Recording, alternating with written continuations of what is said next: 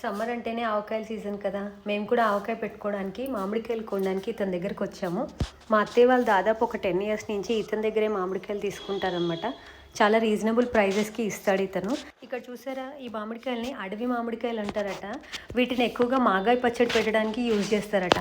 మేము అక్కడ కొన్న మామిడికాయలు అక్కడే పక్కకు కూర్చొని క్లీన్ చేస్తున్నాం. ఆవకాయ కోసం కొన్న మామిడికాయలు క్లీన్ చేస్తున్నాం మేము. ఎవరైనా చెట్ల కింద కూర్చుంటారు, మేము రోడ్డు మీదే.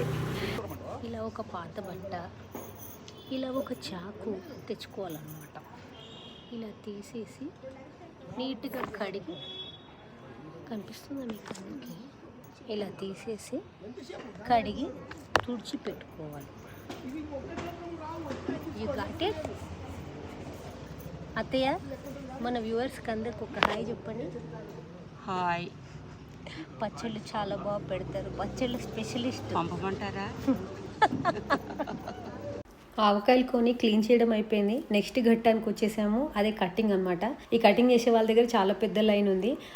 కొనడం అయితే ఈ కటింగ్ చేయించడం ఇంకొక ఎత్తు. ఎందుకంటే ఒక్క కాయ 5 రూపీస్ 10 రూపీస్, సీజన్ని బట్టి ఇంకా ఎక్కువ అవుతుంది.